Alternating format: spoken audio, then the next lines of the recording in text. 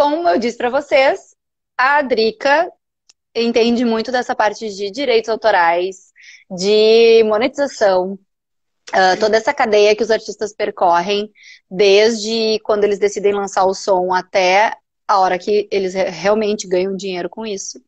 Então, a gente convidou ela para falar um pouquinho sobre essa parte. Claro que a gente não vai conseguir aprofundar muito, porque o assunto é bem extenso. Precisaria de uma live, a gente até brincou aqui em off, que precisaria de 1 hora em cada assunto para a gente conseguir abordar todos. Mas a gente vai tentar, na medida do possível, falar pelo menos o básico de cada pauta. Então, Drica, obrigada por ter aceitado o nosso convite, por ter participado. E a gente queria que tu começasse se apresentando, assim, contando um pouquinho como que foi a tua trajetória, esses 10 anos no mercado. Enfim, um passeio sobre o que tu já fez, as funções e como tu veio parar agora no Audioporto. Legal, legal. Posso tentar. Bom, quem me conhece sabe que eu não sou muito boa nisso, mas a gente tenta, né? Enfim, eu sou formada em produção fonográfica pela Unicinos. Já estou atuando no mercado da música faz 10 anos já. Firme e forte ainda. E já trabalhei com vários artistas em diversas frentes, assim, né, do mercado. Então, desde produção executiva, a tour manager, a agenciamento. Então, fui pipocando, assim, entre várias áreas, né, do nosso ramo.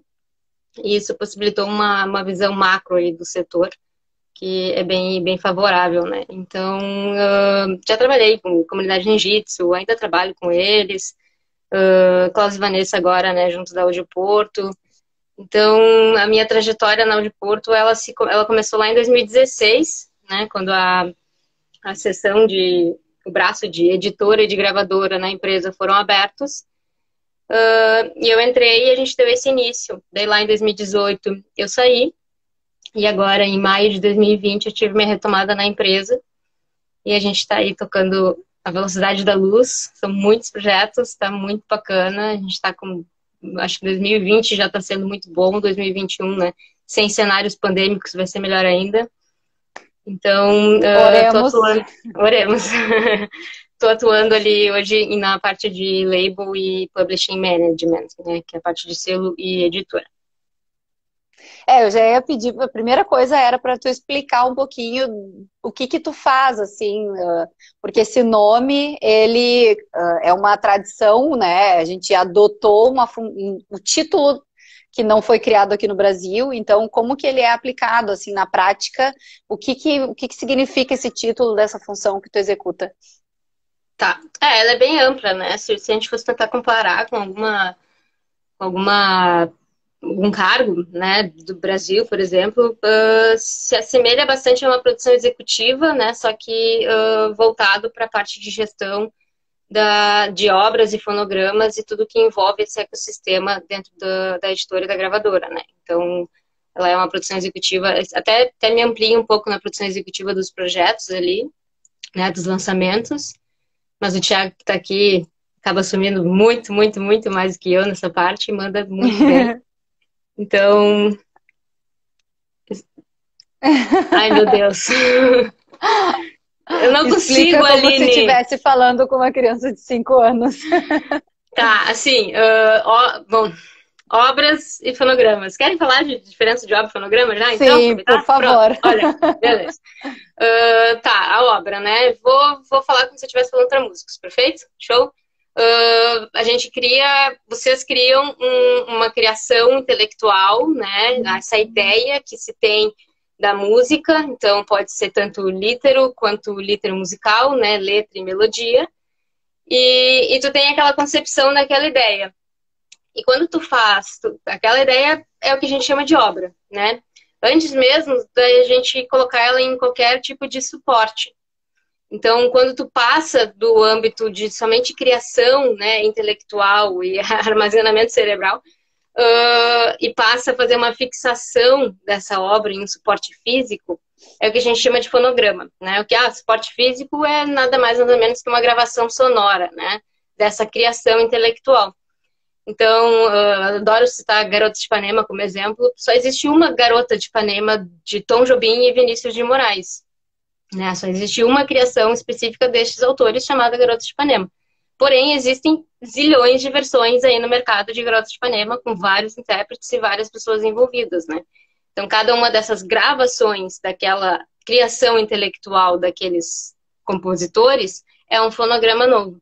Não podem existir vários fonogramas de uma obra intelectual, porém só existe uma obra intelectual daquela criação, né? Tipo assim, só existe aquela criação em si, não tem como fazer várias dela, né? Porque daí já são novas criações, de fato. Era isso que eu E ia eu faço... comentar, que mesmo quando a mesma banda grava mais de uma versão, por exemplo, ela grava uma versão remix, uma versão acústica e uma versão oficial. Cada uma dessas versões vira um fonograma diferente, mesmo que seja feito pelo mesmo artista. Isso, exatamente. E, porém, a obra continua sendo a mesma, né? Então eu acabo fazendo a gestão de todo o catálogo, né, da editora e da gravadora em relação a essas obras e esses fonogramas, já que a gente atua em ambos os braços, né, tanto na parte de editora, que cuida das obras, e tanto na parte de gravadora, label, que cuida dos fonogramas. E daí, claro que são coisas que super se entrelaçam no mercado, né, porque a gente já viu que um fonograma nada mais é do que é uma gravação composta de uma obra, né? Então, claramente que elas se entrelaçam e eu acho que é aí que rola bastante desentendimento, né, no mercado, porque realmente é bem complicado, assim, conseguir separar essas duas coisas, já que elas são tão unidas. Eu assisti duas lives que a Drica participou recentemente, e aí ela fez uma colocação que eu achei excelente, numa delas, que foi: existem obras sem fonogramas atrelados, mas não existe um fonograma sem uma obra. É impossível a gente ter um fonograma que não tem uma obra por trás. Então, eu acho que, de repente, esse conceito faça as pessoas entenderem um pouquinho mais a diferença entre uma coisa e outra, mas elas caminham entrelaçadas, como tu falou. Isso aí. E é aí que a coisa começa a ficar nublada. Faço, não, só para terminar então, né, faço a gestão desse catálogo e faço identificação ali dos gargalos de monetização que se tem, né, perante a utilização dessas obras, desses fonogramas, para que a gente, de fato, possa receber de todos os meios e no que nos cabe, e de acordo com os métodos, né, de utilização dessas músicas. Pois então, aí eu sou um artista, eu lancei um trabalho, eu estou prestes a lançar um trabalho, mas eu entrei nesse rolê agora, então eu não entendo nada de nada. Por onde que eu começo? O que eu tenho que fazer primeiro? Onde é que eu vou? Com quem que eu falo? Tá. Eu diria que, assim, é porque eu tenho um contato muito bom, né, lá com o pessoal da Sociedade de Gestão Coletiva, e eu tive um feedback muito engraçado, assim, na semana passada, que foi que o número de cadastros, né, na Sociedade de Gestão Coletiva, elas aumentaram de forma absurda durante a pandemia. Que ótimo! Que ótimo! Só que daí nossa, que maravilha, né? E ela, sim e não, porque tem gente que nunca escreveu nada na vida, nunca tocou nada na vida que tá se inscrevendo. Então, então eu fico entre um meio termo agora. Eu diria que é fazer um cadastro e se tornar apto para conseguir registrar sua obra ou fonograma, mas de repente cria ela primeiro, então, né? Alguma coisa desse tipo. Mas justamente, são essas duas coisas, assim, sabe? Enfim, se ter ideia dessa tua criação, que tu quer fazer, né? Uma música, uma obra, e se associar na Sociedade de Gestão Coletiva. Existem 7 hoje em dia no Brasil, e tu pode escolher a que tu quiser, todas são iguais em termos de porcentagem, né? Elas cobram a mesma coisa. Tu não paga nada para se associar, é de forma gratuita. E elas recolhem 5% desses royalties, né, mais a taxa de administração do ECAD, que é de 10%. Então, o ECAD arrecada, repassa para a sociedade de gestão coletiva e a sociedade apenas distribui, né? É uma sociedade de distribuição, não é de arrecadação em si. E, então, tipo, realmente, faz muito sentido, né, que todo mundo esteja em casa podendo fazer todas essas criações e interesse em se cadastrar. E, de fato, esse número tem aumentado. Mas é preciso, Cautela. enfim, cautela, querer seguir também, né? Querer, tipo assim, vou criar uma música aqui, vou me cadastrar e, sei lá, nunca vou divulgar ela, nunca vou veicular ela, sabe? Mas tá cadastrada. Então, ok, vai ficar lá registrado, sabe? Tipo, daqui a um tempo a sociedade vai te retornar com o teu login para poder registrar, mas eu acho que tem que ver mesmo o objetivo, assim, de carreira, né? E Uhum. de seguir, assim, porque não basta apenas só se registrar, tem que ter planos para divulgar essa música, para veicular essa música e fazer uma exploração comercial em cima disso, né? É importante dizer que, gente, a música estar registrada, essas 7 associações que a Drica citou são, por exemplo, a UBC, a Abramos. Então, vocês vão fazer esse cadastro, que seria o primeiro passo, e vão registrar essa obra, ou esse fonograma, ou essa obra e o fonograma, lá na associação. Só que se ela não for executada, ela não monetiza. Então, é Exato. isso que a Driga está falando. Então, não adianta nada escrever uma música, registrar essa música e ficar sentado esperando o dinheiro pingar na tua conta. Não vai acontecer. Em nenhum dos mundos, né? Porque lembrando que a sociedade de gestão coletiva, elas se resume ao âmbito de execução pública, né? Uhum, Então, por mais que a galera faça uma semelhação, assim, entre uma coisa e outra, por causa que para distribuição digital é preciso o ISRC, são coisas diferentes, né? São modalidades de uhum. exploração comercial bem diferentes uma da outra. Então, se precisa do SRC, porque é um código internacional padronizado pela ISO para registro de gravações sonoras. Então, realmente precisa, mas tu não vai receber pelo ECAD, né? Tu não vai receber pela UBC ali o que tu tá ouvindo no teu Spotify, por exemplo. Uhum. Então, realmente não adianta cadastrar, deixar tudo direitinho, tem que se planejar para lançar, né? Se planejar para colocar isso na rua de forma bem sucedida. Bom, então tu já citou 2 coisas que estão aqui na nossa lista de tópicos para serem citados. O que é o ISRC? Da onde que ele vem? Tá. Da onde que ele vem é bom.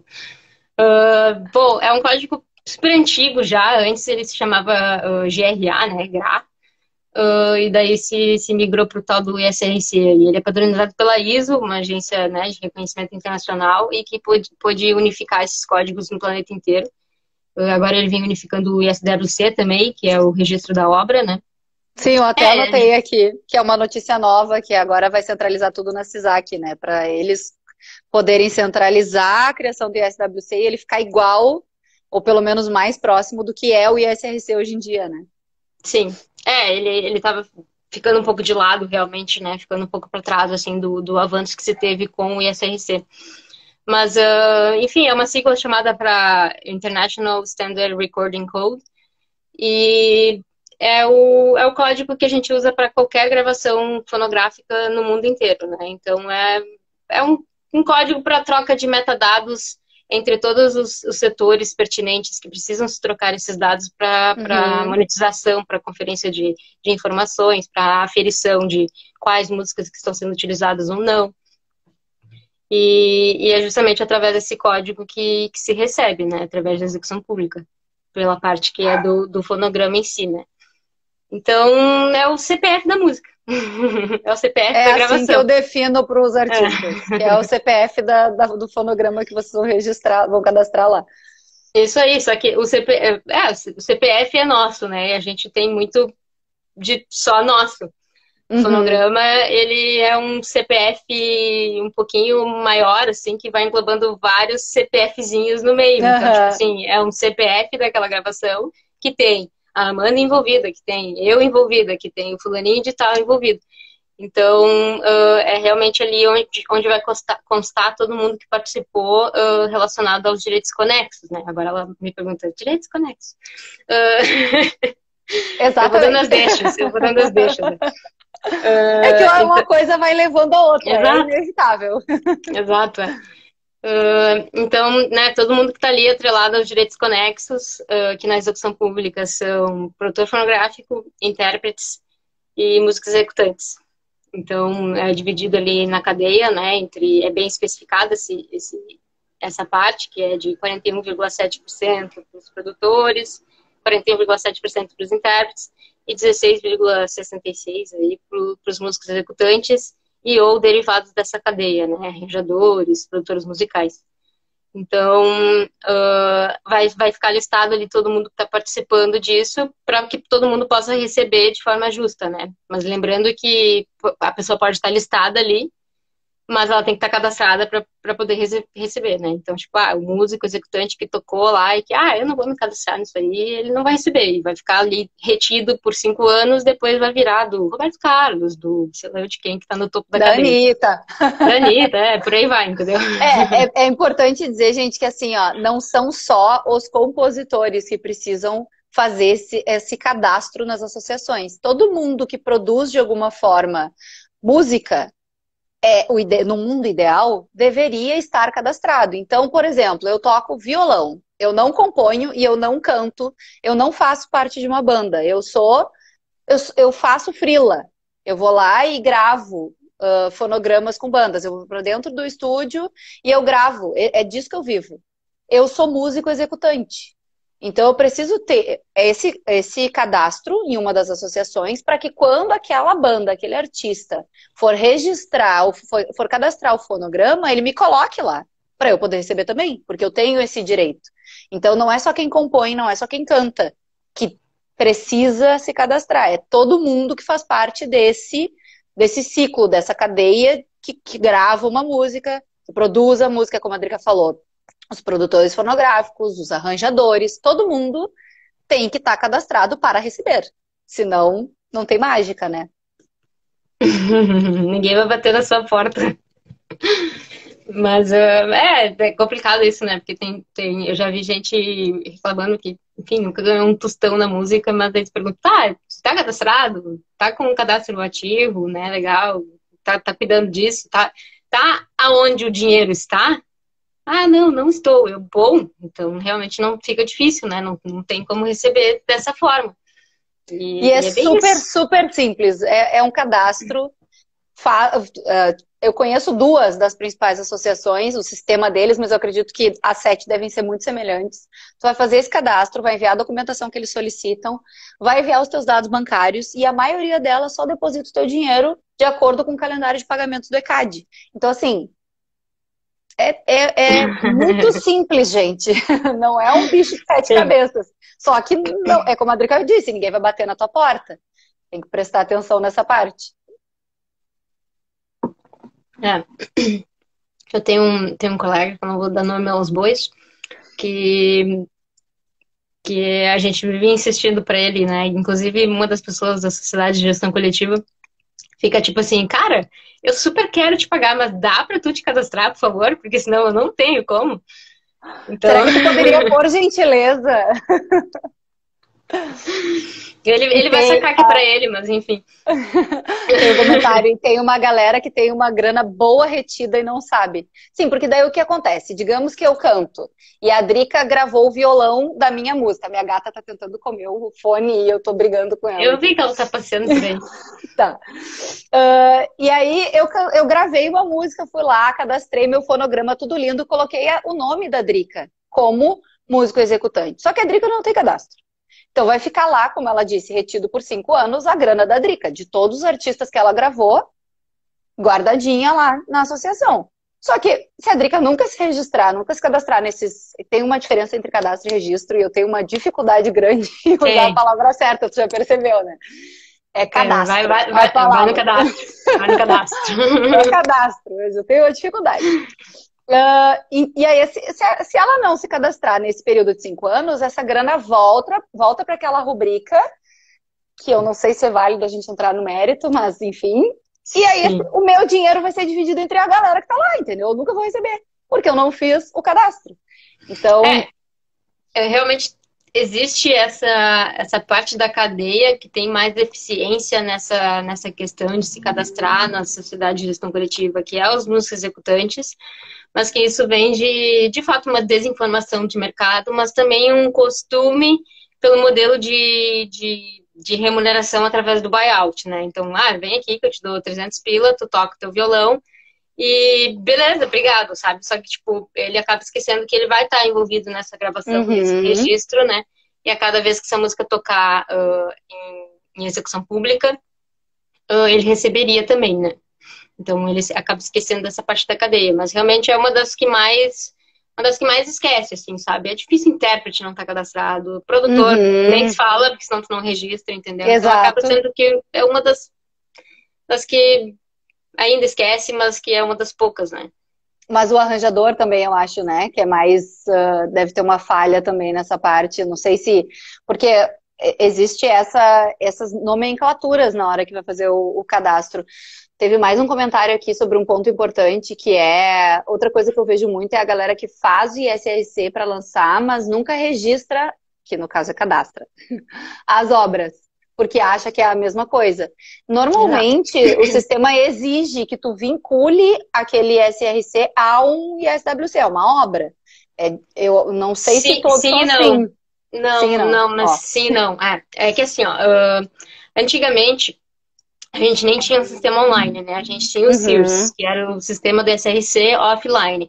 Então, se a galera tinha que baixar um programinha e tal, né? Isso aí. Então, tipo, se a galera fazia direitinho, eles geravam o ISRC, e lá no ISRC eles criavam a obra, daí chegava na parte da aba do fonograma, daí linkavam a obra ao fonograma, daí chegava lá no final, pegava o númerozinho do protocolo, e eles deveriam de pegar esse númerozinho e enviar para um e-mail, né, para a pessoa ir dizendo, cadastrei uma obra, porque é offline, né? Não existe bola de cristal que conecte essas duas pontas. Primeiro, muita gente não sabe que era um sistema offline e que tinha que enviar isso para a sociedade. E 2, pelo fato de ter cadastrado a obra no fonograma, eles consideravam que a obra já estava cadastrada na base de dados do ECAD como obra, né? E não dá, porque tu não pode cadastrar simplesmente uma obra se tu não é o autor dela. Né? E fonogramas são realmente coisas separadas. Obra e fonograma são realmente coisas separadas. E é nesse nível que a gente consegue assimilar um pouco dessa diferença. Porque eu posso tocar um cover, né? E essa obra não ser minha. Como é que eu vou cadastrar essa obra? Não vou. Ela não é minha, eu não vou cadastrar a obra que não é minha. Depois vai ter disputa e tudo mais. Então, tu vai poder puxar, né, aquilo lá. Só que no sistema online, no sistema offline, não existia isso. Não tinha isso. Tu cadastrava o cover também, como obra, mas tu cadastrava para apenas fazer essa ligação com o fonograma. Esse link com o fonograma, né? Caso contrário, o fonograma ia se chamar espaço em branco, porque não ia ter nada completo, né? O fonograma nada mais é do que uma obra sendo fixada em gravação sonora. Então, hoje em dia, a gente ainda até tem, né, na Sociedade de Gestão Coletiva, alguns sistemas já online em algumas dessas sociedades. Eu sei que as maiores têm, o BC, Abramos. As outras eu realmente não sei dizer, tá? Mas, na minha opinião, pessoal, profissional, algo do tipo, eu sou fã da UBC, fica dito aí. Então... Dois votos. Eles, enfim, eles são ótimos, assim, a Dani vai me matar agora, que vai todo mundo correr pra lá se cadastrar. Mas, e lá daí tem o mesmo esquema, entendeu? Porque, tipo, tu vai poder ir direto na parte de cadastrar o fonograma, ele vai chegar lá e vai te dizer a opção de buscar obra, e tu vai buscar essa obra se ela já está cadastrada, mas se ela não tá, ele vai te dizer criar nova obra. E tu vai criar uma nova obra. Só que ali tu está criando a mesma coisa que o velho sistema do SIRS fazia, entendeu? Tu está simplesmente informando o que é aquele fonograma, né? E tu não está efetuando, de fato, o cadastro da obra. Lá no velho SIRS, por exemplo, tu tinha que enviar o fonograma, por e-mail, no caso, e daí tu já aproveitava e enviava a tal da ficha 158, né? Que era o cadastro autoral. Então, realmente são coisas separadas ali, mesmo na criação do ISRC, e muita gente confunde. No momento que tu vai cadastrar o fonograma, ele te pede para cadastrar uma nova obra, mas aquilo ali não é o cadastro da obra. No mundo ideal, que é bom dizer que a realidade não é assim, mas no mundo ideal, se eu escrevi a música, se eu criei a obra, eu vou lá e cadastro a minha obra.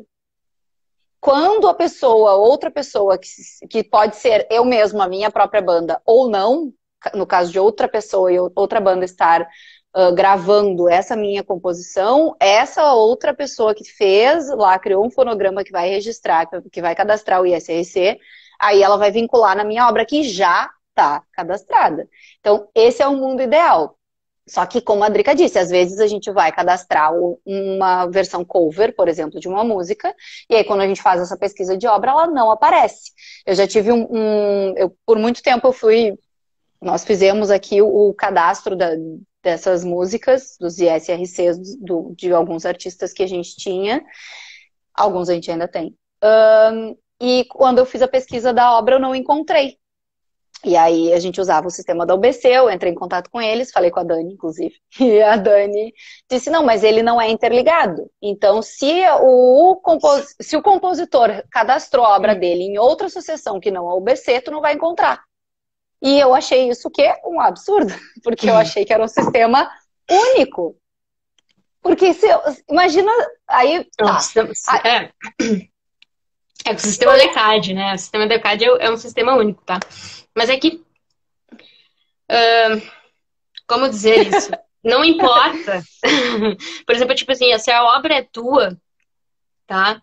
E tu não achou... Quer dizer, desculpa, se a obra é de outra pessoa e tu não achou lá na plataforma da UBC essa obra, ele vai te pedir para criar uma, tu vai criar, tu sabe quem é o compositor, tu sabe quem é todas as informações.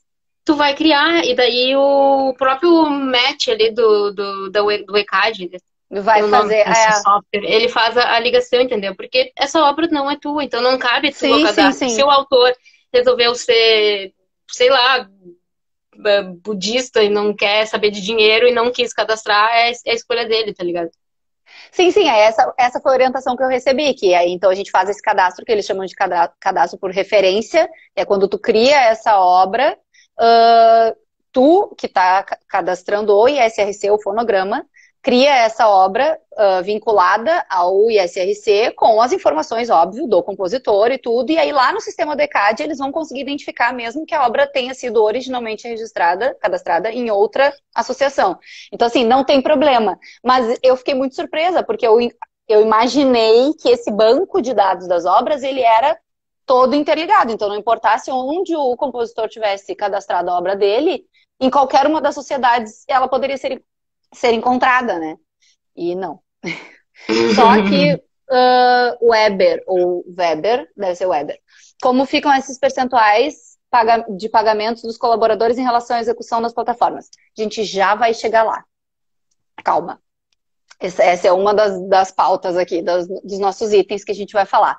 Mas, enfim, entendida essa diferença entre obra e fonograma, tá entendida, né, gente? Tá fazendo as perguntas aqui. Eu só queria que a gente falasse um pouquinho mais dos direitos em si. Onde que o direito autoral entra, ele é vinculado ao quê especificamente? O direito conexo é vinculado ao quê? E uma pergunta, que essa é completamente leiga, que é: o que são os direitos fonomecânicos? Tá. Assim, direito autoral é o que tange no âmbito, né, da obra. Então, tem autores e editores. Autores, compositores e editores envolvidos, né? E o direito conexo são todos aqueles referentes ao fonograma, à gravação, que daí são produtores fonográficos, intérpretes e músicos executantes, né? No geral, assim.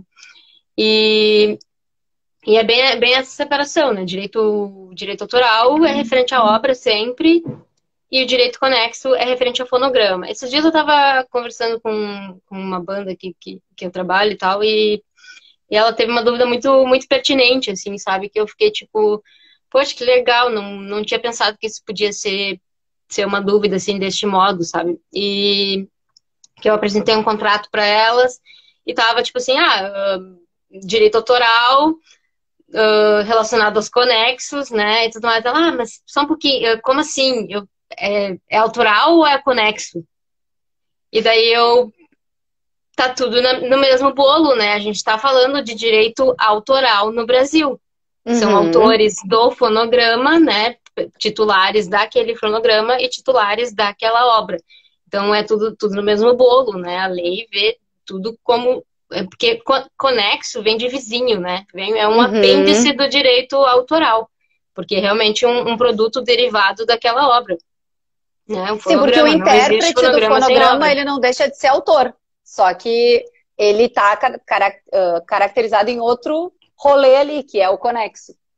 Sim, justamente. Então, tipo assim, conexo vem de apêndice, sabe? Tipo, realmente faz tudo parte do direito autoral no Brasil, Lei 96.10/98, e, e que, tipo assim, não existe fonograma sem obra, então não tem como os direitos conexos serem uns direitos, jurisprudências completamente Soltos. separadas, Aham. se não existe uma coisa sem a outra, né? Então eu fiquei, poxa, legal, alguém, né, me mostrou um ponto a mais para se explicar, assim.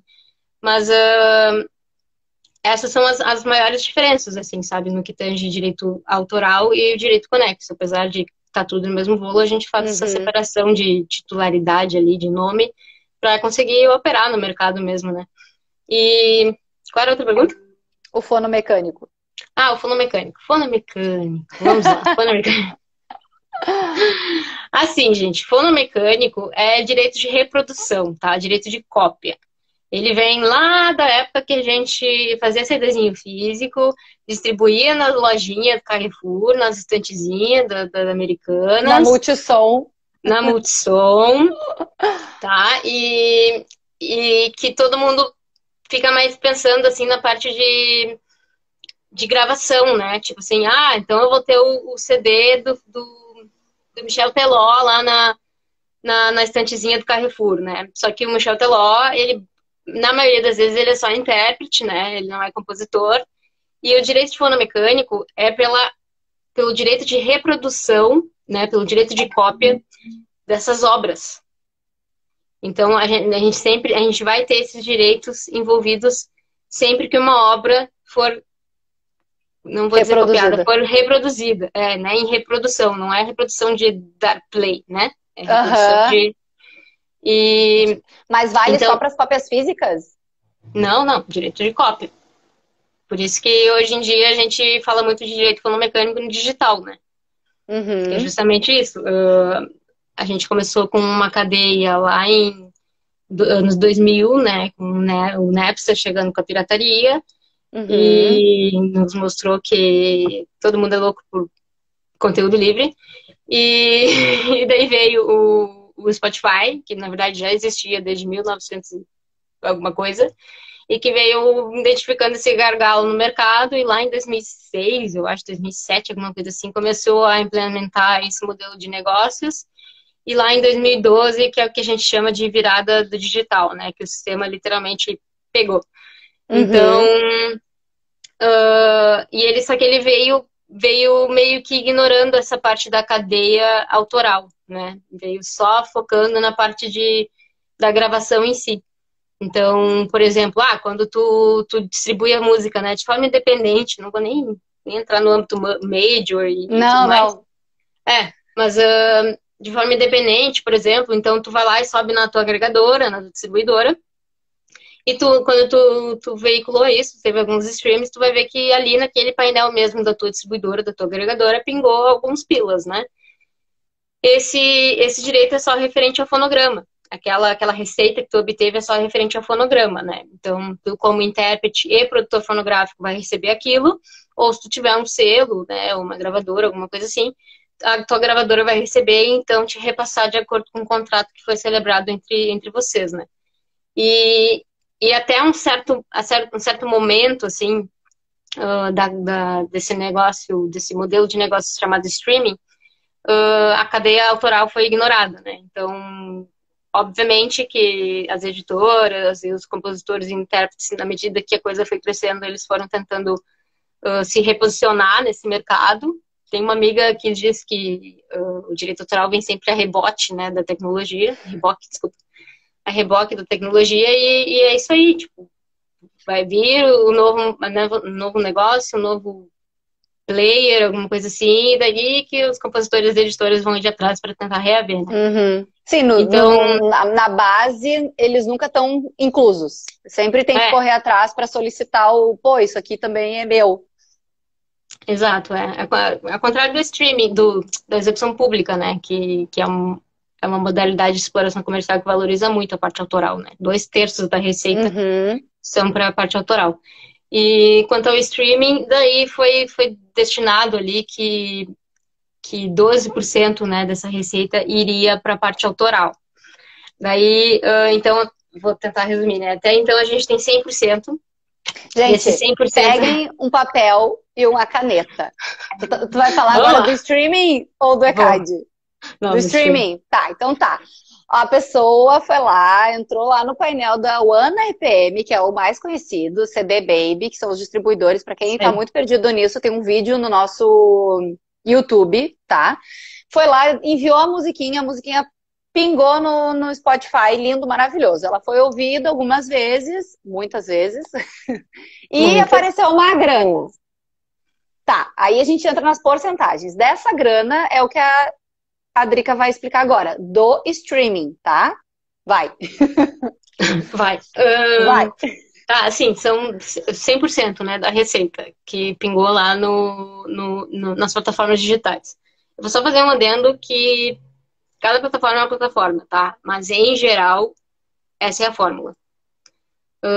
100%, tu vai diminuir 30%, que vai ficar para a própria plataforma, o Spotify, Deezer, YouTube, né, qualquer DSP.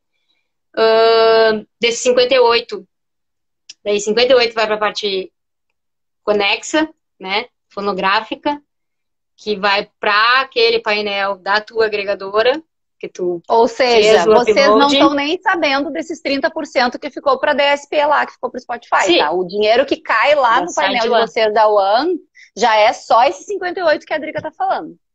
Sim.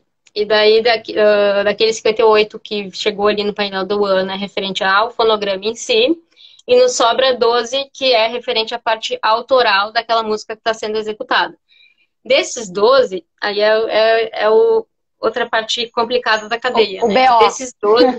é, desses 12, não lembro que ano foi, tá? Mas enfim, eu acho que faz uns 4, 5 anos atrás que a Oi, a Oi, é uma plataforma da Oi, alguma coisa assim, teve Uhum. um processo junto ao ECAD, né, e tudo mais, para que fosse verificado a presença de execução pública dentro do streaming, se havia de fato, né.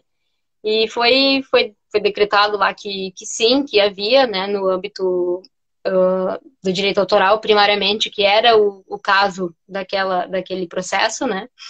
Então, foi decretado que 3%, ou seja, 75,25 desses 12 que nos sobraram,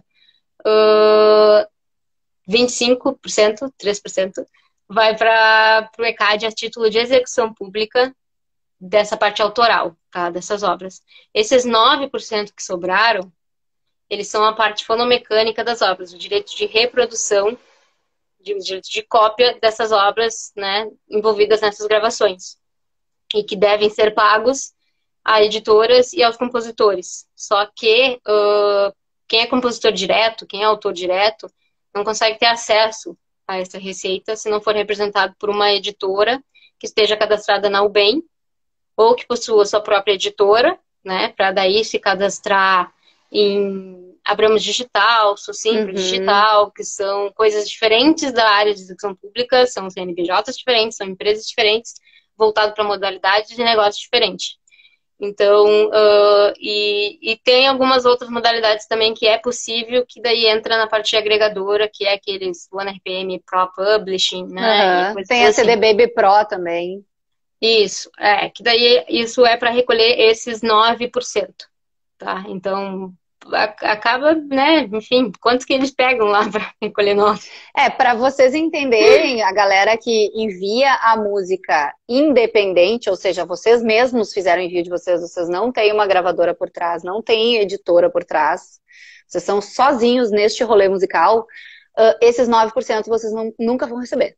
A não ser que vocês contratem esse serviço com a agregadora, caso a agregadora de vocês tenha. Então, se vocês usam, por exemplo, a CD Baby, eu sei que a CD Baby tem essa função. Não sei quanto custa, eu não sei como eles cobram, porque com certeza eles não vão fazer esse repasse de graça. Então, vocês teriam que ir atrás disso. Mas, esses 9%, caso vocês não tenham uma empresa que faça isso especificamente, eles ficam aonde, Drica, esses 9%? Boa ficam pergunta. não, ficam lá na plataforma, ficam diretamente na plataforma. Ficam dentro do Spotify. Isso. Até que literalmente seja feito as conferências de dados, né, através da back-office, que é uma plataforma uma ferramenta de processamento de dados, para que se verifique de fato a quem é os titulares daquilo, né, porque realmente a cadeia só paga para essas pessoas que têm esses contratos junto com a back-office, junto com as plataformas. Então, tipo assim, não é a única opção para os autores diretos, né, que façam através das agregadoras. Mas, por exemplo, se tem uma quantidade significativa de obras, né, que se está ativo na cadeia e tudo mais, há a possibilidade de criar a sua própria editora, né, ficar no âmbito só das suas obras, que eu acho que é para isso que vai servir mesmo, e daí fazer um contrato com o Abramos Digital ou Sucinco Digital, que vai poder recolher esses 9% de forma... e daí é um negócio realmente focado nisso, né, e criado para isso. A agregadora digital, a gente está, enfim, colocando os pés pelas mãos ali, né, e pedindo que uma agregadora, uma editora atue num âmbito que não lhes convém. Não é o deles. Exatamente. Bom, então tá. Então, dos 100% do streaming, 30% fica para o Spotify, por exemplo, 58% é o que é pago para o artista, 12%, dos 12% que sobram, 3 vão para o ECAD, 9 são esses direitos que ficam aí que a gente precisa achar uma forma de receber. Bom, anotaram? Tem uma pergunta muito boa ali sobre os retidos. Quanto tempo? Eu não quis te perguntar, porque eu fiquei com medo. Não, é uma pergunta muito boa, né? Porque, na verdade, a primeira pergunta seria: há retidos nessa cadeia, né? A gente está tão acostumado a perguntar se há retidos na execução pública. Assim, há retidos, tá? Só que não é um sistema tão bem formulado, né? Quanto o nosso sistema de gestão coletiva na execução pública, que é um sistema elogiado mundialmente, né? Então, vai de plataforma para cada plataforma, tá? E normalmente se consegue resgatar relativamente ok lá do passado. Eu acho que de 2012 para trás, eu acho quase improvável. Mas de 2020 para 2012 é possível, mas vai de cada plataforma para cada plataforma. Porque realmente são acordos feitos individuais. Então, e tem plataformas que, por exemplo, são super difíceis de pagamento, são super difíceis de comunicação, sabe? Tipo, eu sei que a Deezer é uma plataforma que, em relação aos direitos fonomecânicos, elas são mais complicadinhas, assim, mais truncadas de conseguir recolher esses retidos, né? De ficarem esses retidos lá para trás. Mas vai de caso a caso, assim. Normalmente, quando vocês fizerem estes acordos, né, ou, por exemplo, abrir a sua editora e ir lá na Abramos Digital, ou na Sucinco Digital, ou fizerem esses acordos digitais ali com as agregadoras, vai ter que se informar as obras, né, que tu tem titularidade, que tu quer recolher esses fonomecânicos, para daí que essa empresa consiga agir em teu nome e tentar buscar o máximo de retido possível em termos de tempo, né. Então, no caso, fazendo esse contrato, a empresa vai, teoricamente, vai atrás disso com as plataformas para tentar buscar esses retidos, mas isso não tem uma resposta 100%. Não tem, é provável, claro que é provável, mas não tem como determinar, assim, que nem, né, o nosso sistema de gestão coletiva para execução pública determinou. São 5 anos. 5 anos, enfim, vamos botar o dinheiro para rodar, né? Vamos, enfim, eu acho que faz sentido, assim, talvez pudesse ser um pouco mais, mas, enfim, tem tantas pessoas trabalhando nesse âmbito, né? Eu acho que se chegou no modelo de 5 anos, eu acho que com certeza foi bem... É bastante tempo, né? 5 anos. Bastante tempo. Mas não tem uma resposta, assim, tipo... Não tem uma resposta que agrade, mas há possibilidades. Tem uma pergunta do Ramon perguntando que se depois de cadastrada a obra pode ser editada. Pode ser editada pelos seus titulares. Pelos seus titulares. Respondido, Ramon. Editores e compositores, autores. Sim, mas no caso de, por exemplo, eu compus uma música, eu fui lá e cadastrei a obra, tá? E aí, depois disso, surgiu uma oportunidade de eu me vincular a uma editora, e aí, por algum motivo, decidimos que todas as minhas obras vão ficar vinculadas a essa editora. Como que funciona esse processo? Eu tô falando alguma bobagem, Tá. porque eu não manjo muito desse assunto. Não, eu acho que tem que ver só se a pergunta dele é de editada de edição de editora ou editada de edição de cadastro, né? Eu Ah, levei pro sim. lado de edição de cadastro, mas eu acho que faz mais sentido a parte de editorar mesmo. Sim, mesmo depois de cadastrado as obras, tu pode definir que vai trabalhar com uma editora e essa editora, no momento que formular um contrato contigo, né, que tu assinar um contrato Uhum, com ela vai poder entrar em contato com a Sociedade de Gestão Coletiva e se incluir nesses uhum, cadastros de obra para poder explorar comercialmente e patrimonialmente isso e também uhum. poder receber os adventos, né? Aham. Inclusive, se esse contrato tiver uma duração e eu quiser depois mudar de editora, eu posso, né? Sim, Acabou meu contrato, faço a troca, enfim. Ramon, não sei depende do se. contrato, mas sim, É, né? depende do Tipo, contrato. se ele Leiam os tiver um. contratos. Se ele tiver uma duração pré-determinada e vocês não quiserem renovar. Estou entrando já nesse detalhe, mas o Ramon respondeu ali É. de cadastro. Então, eu acho que era a tua resposta. Ah, tá. Sim, pode Pode alterar editar. lá, pode editar e tudo mais.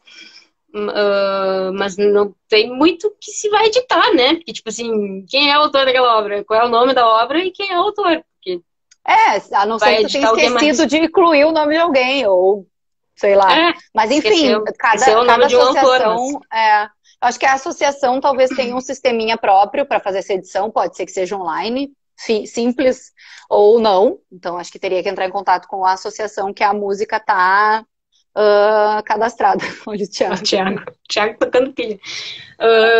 Só lembrando que, né, vamos editar lá o cadastro da obra e inserir um amigo aqui que resolveu colaborar, resolveu ser parceiro, e daí fez as Muito coisas no importante. amor, e tu vai retornar, né, com a titularidade dessa obra em conjunto, né? E não faça isso, meu amigo. Uh, não, tipo assim, como explicar, né? Se tu criou aquilo, se tu ou uma ou tu e mais alguém criou aquela criação intelectual, é de vocês, e no momento que vocês fazem esse tipo de negociação, né, simplesmente por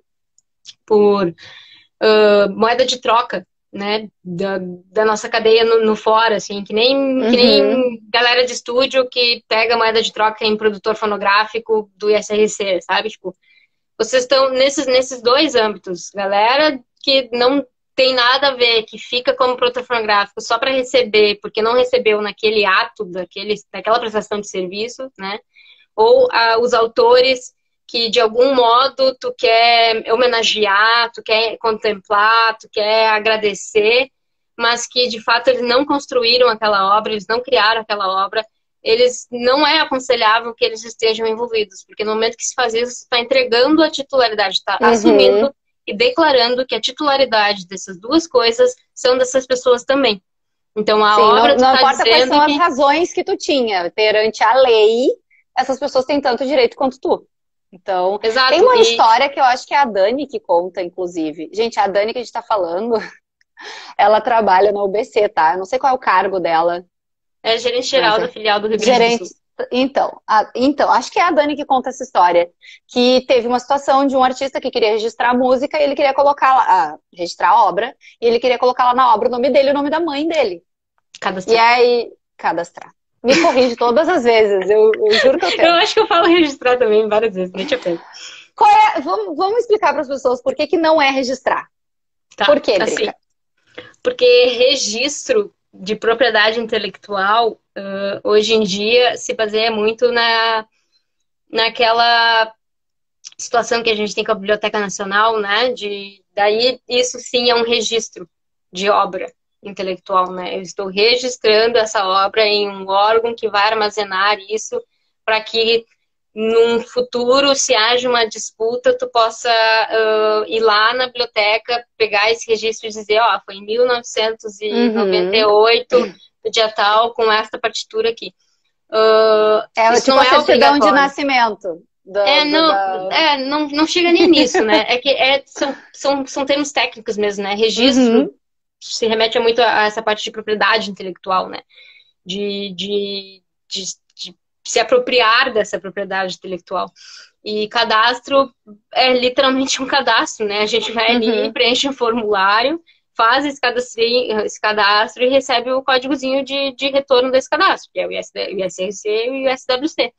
Então, é mais essas duas diferenças, assim, primárias, assim, né? E só para finalizar, o registro na Biblioteca Nacional não é obrigatório, tá, gente? Tipo assim, mas se eu não registrar e alguém pegar e usar minha música, eu vou me ferrar. Não necessariamente. Pelo contrário, hoje em dia, o mundo digital se faz muito presente em todas as nossas vidas, então é possível que haja comprovação de outros meios, né? Inclusive, se tu quiser enviar um pacote fechado por correios para ti mesmo e nunca abrir, vai ficar com aquela data daquele envio, já é uma comprovação de direito autoral prévia àquela que está sendo contestada, né?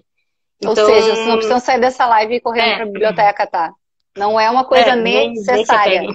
Ao contrário disso, o cadastro, caso vocês queiram receber um dia, é necessário.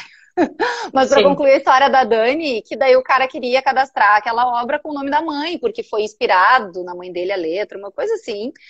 E aí a pessoa, que eu acho que não era a Dani, né, mas a pessoa questionou, tá, mas a tua mãe teve participação na composição da melodia? Não, mas é que eu escrevi para ela. Bom, mas a tua mãe não tem outros filhos? Eu tenho irmãos. Pois é, então isso significa que a partir do momento que a tua mãe morre, a parte dela dessa obra vai ser dividida entre os dependentes dela, que são os filhos. Isso quer dizer que quando a tua mãe morrer, tu vai ter uma parte, a outra parte vai ser dividida com outras pessoas. Porque quando a gente morre, o que é de nossa titularidade, se for um bem, ele é dividido entre os nossos dependentes. E aí o cara repensou e desistiu da ideia. Então, só para vocês entenderem a importância que é um nomezinho de quem vai lá no cadastro da obra. Sim. E não tem só esse ponto, né? Que é tipo assim, tu vai dividir monetariamente com quem estiver envolvido, né? Ou posteriormente com seus sucessores, caso a pessoa venha a falecer, né? Mas no momento que tu tá declarando que essa pessoa também é titular, né? Dessa obra, desse fonograma, tu tá passível de validação com ela para qualquer exploração comercial que vá se ter, né? Então, quero botar a obra fonograma naquele comercial de TV. Fala com a mãe do carinha, porque a mãe do carinha tem que autorizar também. Então, claro, a não ser que ela esteja representada por uma editora, né? Mas normalmente sim. Quando essas pessoas são feitas só para homenagem ou moeda de troca, alguma coisa assim, elas acabam realmente ficando fora da cadeia e só vem a botar empecilho, assim, né? Na hora que a coisa for realmente fluir. Então, seguindo, a gente explicou a divisão da porcentagem do pagamento do streaming. Eu queria que tu explicasse do ECAD, das associações, como é que é a divisão. Tá. De execução pública em geral, isso, né? Exatamente. Tá.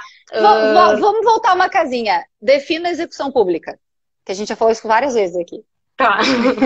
Putz. Execução pública é quando há a reprodução de um fonograma ou de uma obra em... Como é que se fala na lei? Não vou lembrar, mas enfim, espaços de... Local de frequência pública. Local de frequência pública, isso aí. Esse é um termo, assim, ó, redondinho. Então, numa loja, local de frequência pública. Num parque, é local de frequência pública. Num cinema, é local de frequência pública. Então, foram se enquadrados, né, vários locais, vários venues, vários, enfim, sites, tem vários nomes para isso, dentro do que se enquadra como frequência pública, assim, né, lugar de frequência pública, e se feito esses acordos com o ECAD, né, a maioria é rádio também, frequência pública, TV aberta ou fechada, né, frequência pública. Escola, igreja. Isso aí. E daí, bom, acho que por isso que se começou a levantar a possibilidade de haver frequência pública no streaming, né? Porque tu pode simplesmente estar num parque, estar numa escola, estar numa loja, e bar, por exemplo, é uma coisa super comum, Uhum. né? Taca ali o Spotify e acha que não deve pagar para ninguém. Então, realmente, eu acho que foi super válida a discussão. Há opiniões super adversas, né, a essa questão. Há quem acha que sim, há quem acha que não, não convém o caso aqui. Mas eu acho que a discussão é válida.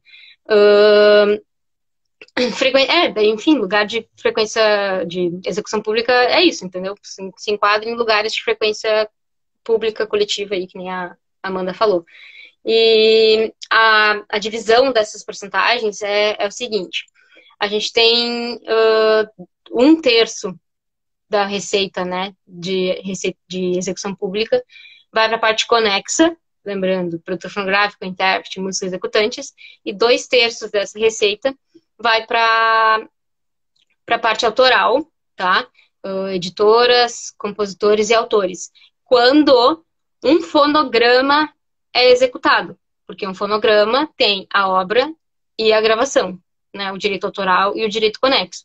Quando tu tá num show ao vivo e é uma interpretação de uma obra, não importa de quem seja, não há a reprodução de um fonograma, não há uso daquele fonograma. Então, vai ser 100%, né? 3 terços,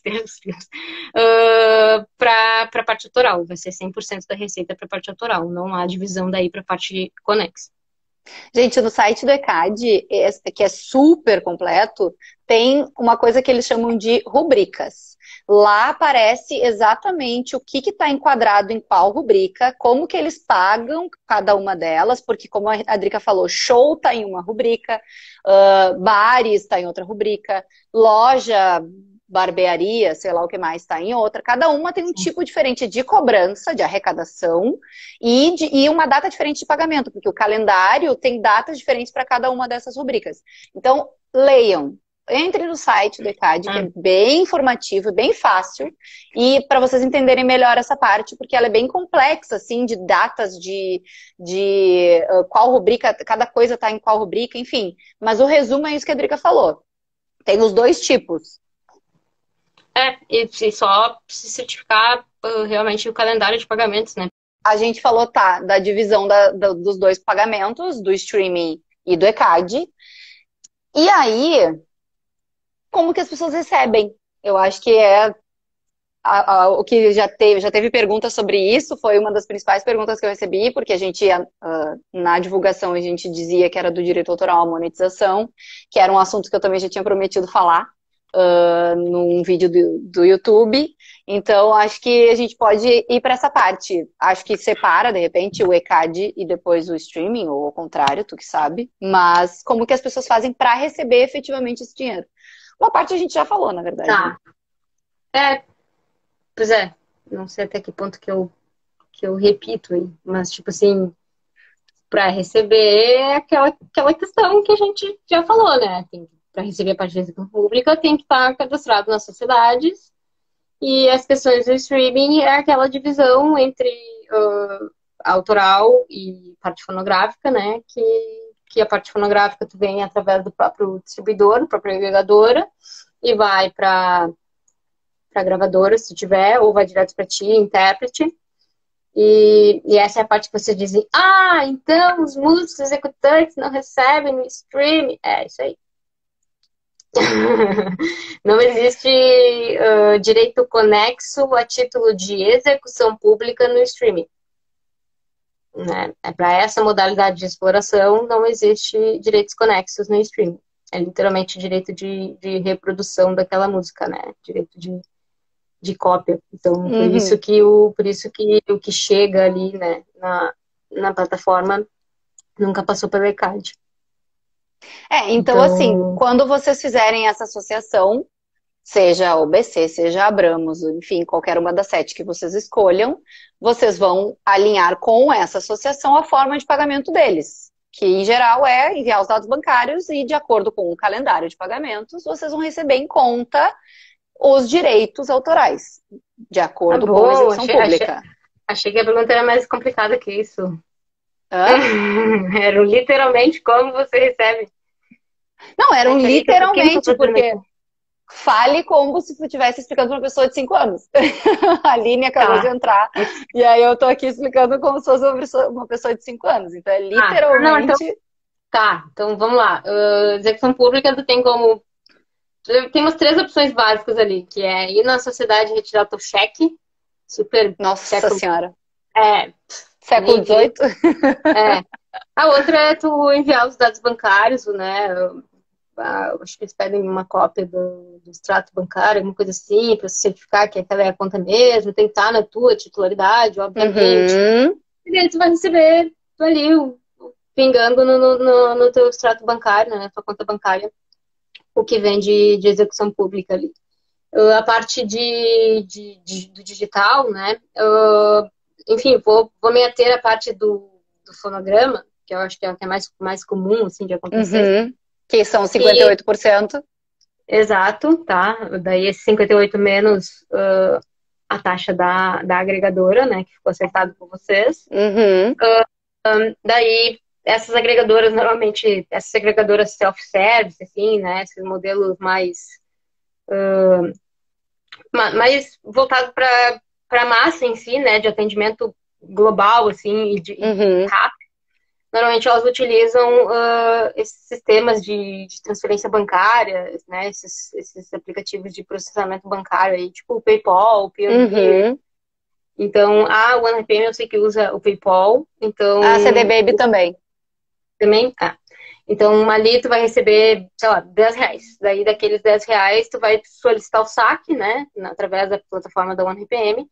E daí ele vai te pedir para linkar com a tua conta do PayPal. Tem que ser a conta no mesmo e-mail da conta da OneRPM para ver o sync ali do e-mail. Uhum, Daí transfere da OneRPM pro PayPal, né? Já deduzindo a taxa da OneRPM. E do PayPal para a tua conta bancária mesmo, daí, né? No teu banco que tu usa, deduzindo a taxa do PayPal. Só deduz, tá? menos isso, menos isso, menos isso. E aí é um procedimento que vocês vão fazer dentro do site ou do aplicativo do PayPal, né, gente? Não é por mágica que isso acontece. Então, como a Drica disse, vocês vão estar lá dentro da agregadora, vocês solicitam essa transferência da agregadora para o PayPal. Depois entra no PayPal e faz essa transferência do PayPal para a conta bancária. O dinheiro não bate na porta É, da gente. eu só relembro que a gente está em ótimos momentos, né, para fazer transferência de dinheiro que a gente recebe em dólar para real. Então, não sei agora a cotação do dólar, não vou dizer que tipo assim, agora é um bom momento, Cinco e mas pouco. mas a gente está em uma fase muito boa para fazer essa conversão, né? Claro, reduzindo as taxas aí, não sei quanto é que fica, mas o dólar está em alta. Que alguma coisa de bom tinha que ter, né? Bom, então é assim que vocês recebem. Vocês precisam ter todos esses cadastros, inclusive no PayPal. Eu acho que é uma coisa, porque a gente falou aqui de streaming e a gente falou de execução pública. E aí, um ponto que eu tinha listado aqui nos nossos tópicos, que é com relação às lives, que é super polêmico, tem essa questão do direito nas lives, como que tá funcionando o pagamento, como que ficou acordada essa questão, e não é só live de YouTube, tá, gente? Quando a gente fala de live, tem live também no Instagram, tem live no Facebook. Então, como que ficou essa questão com relação a esse tipo de formato, Drica? Tem várias nuances, né, nesse quesito aí de lives e tal, né? Mas um dos motivos que se vê as lives sendo derrubadas, né, é pela utilização dos direitos autorais, né, dessas obras e dos fonogramas em si, quando há a execução de um fonograma, que nem live de DJ, por exemplo, que há a execução Uhum, de fonograma, né?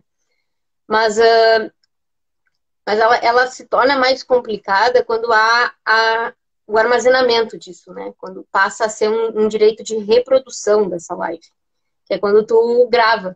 Tu não só faz a transmissão ao vivo, mas como tu uhum. decide também gravar. Assim como eu cliquei em deletar aqui, não, peraí, desculpa.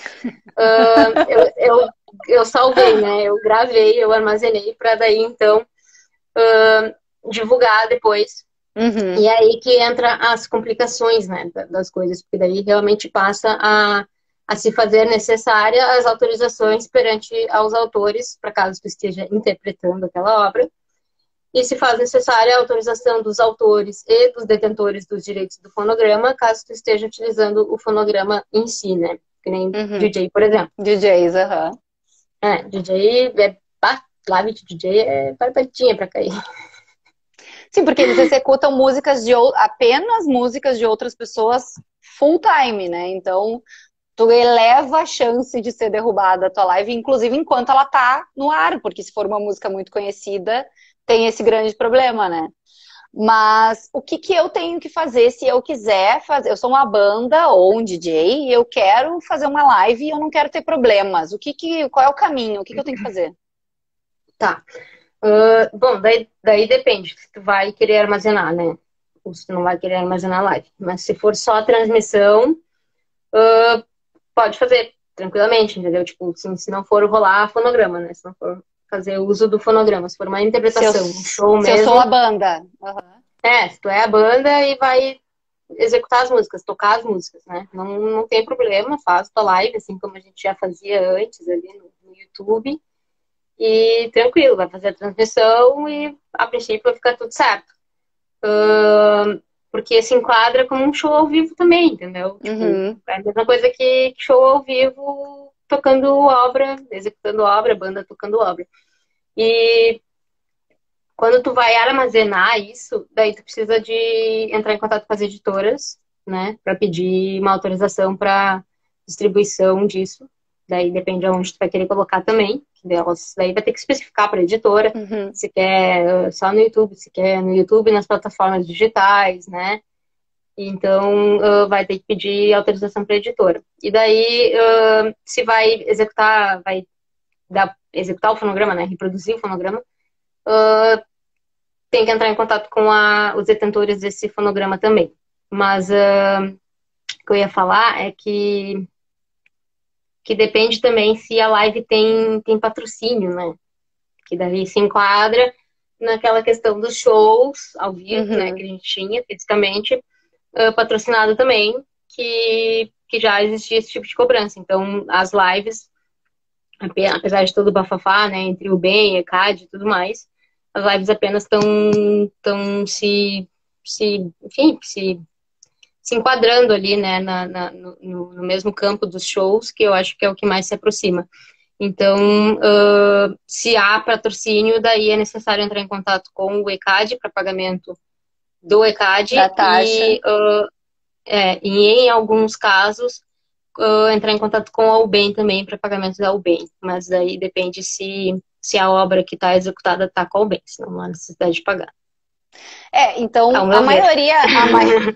a maioria das lives dos artistas para quem a gente está comunicando, não tem, infelizmente, patrocinadores. São apenas os artistas mesmo, ali com, no máximo, parceiros, né? Mas não uma pessoa, de fato, colocando dinheiro. Mas com relação a pedir a autorização, eu vou executar, sei lá, vou fazer uma live de 2 horas e vou executar 20 músicas cover. Cada uma dessas músicas, dessas obras, tá num rolê diferente, tá numa editora diferente. Eu tenho que entrar em contato com todas elas. Eu tenho 20 músicas para executar. Isso, sim, no caso de eu deixar a live gravada depois. Sim. Viram? Essa é a forma correta de fazer isso, caso vocês não queiram que a live de vocês seja derrubada, porque tem grandes chances disso acontecer. Tem nuances, mas eu falei, mas né? Quem é que envia isso depois para a plataforma? Aí é o que eu ia entrar. Várias dessas nuances é a diferença entre essas plataformas, entendeu? Porque daí, enfim, assim como a gente já vê hoje em dia, né? Existe a possibilidade de fazer uso de covers no YouTube. Né? Então, há essas nuances entre as plataformas. E o YouTube se torna uma ferramenta relativamente possível devido ao Content ID ali, que tu passa a ter a opção de não derrubar aquele conteúdo, apesar de ele estar usando o teu conteúdo, e sim transferir a monetização, né, de um canal ao outro. Então, é uma escolha da editora na programação, né, na configuração do Content ID mesmo. Mas a maioria das vezes, a não ser que sejam obras super populares, né? Enfim, ou que tu esteja linkando essa obra com algum uso que possa atingir os direitos morais, né, desses autores, para lá, sei lá. Enfim, qualquer coisa que vai atingir os direitos morais dele, daí a maioria das vezes eles fazem transferência de monetização mesmo do que derrubar, sabe? Que As significa, outras, gente, só para vocês entenderem, que significa que o artista foi lá, fez uma live, cantou um cover, aquele vídeo que fica lá no YouTube, ele vai gerar dinheiro, ele vai ser monetizado. Claro, se o canal desse artista já atingiu os pré-requisitos para monetização, que tem no YouTube, se tratando de YouTube, tem pré-requisitos para monetizar o canal que vocês podem consultar lá na plataforma. Mas nesse caso, vai. sim.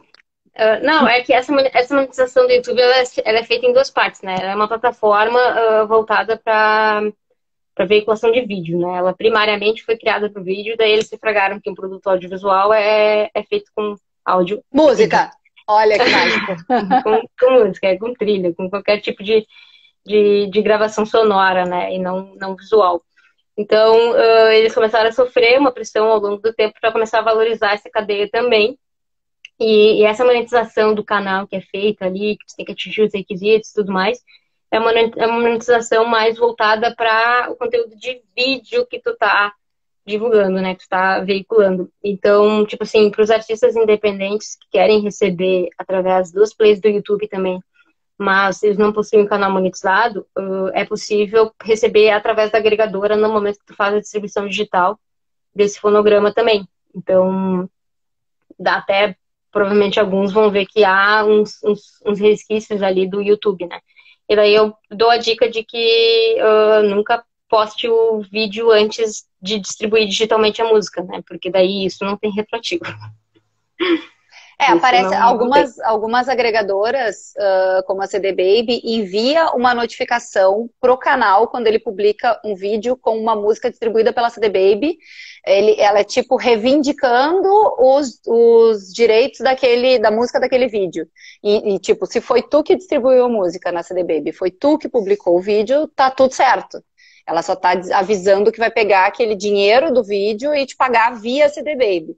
Agora, se são coisas diferentes, se a música é tua, o vídeo não é teu, igual, que é isso que a Drica estava explicando, eles vão pegar, a CD Baby pega o dinheiro do vídeo que foi publicado com a tua música e te paga.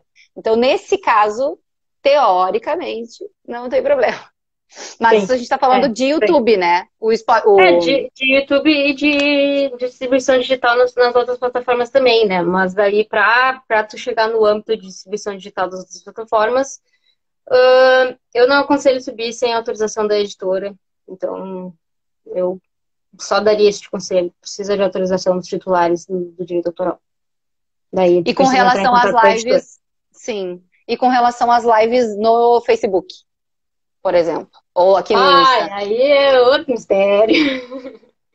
Ai, guria, Facebook e Instagram são UGCs, né? Plataformas de User Generated Content. Então, recém estão sendo firmados os acordos para pagamentos de direitos autorais e para pagamentos pelos usos dos fonogramas. Recém, então, sabe? Tipo assim, são plataformas que a gente chama de engajamento, que até para algumas delas, para várias delas, eu acho, dá para distribuir através da agregadora mesmo, né? Para botar no Instagram, por exemplo, a gente faz distribuição pela agregadora também. Então, a gente chama de plataformas de engajamento, porque justamente são plataformas que geram engajamento e a gente procura fazer delas algum tipo ali de conversão entre aquela plataforma e aquela que vá daí monetizar, né? Spotify, YouTube, qualquer outra que vá de fato rentabilizar de alguma forma. É bem complicado, assim. Recém estão sendo feitos os acordos, eu acho que é importante dizer que estão sendo feitos, mas eles ainda precisam ser revistos, precisam ser formulados ainda. TikTok recém firmou o acordo, acho que foi esse ano que firmou o acordo, sabe? Então eu acho que vou deixar para a próxima, para a gente falar bem mais a fundo, porque daí é uma pauta...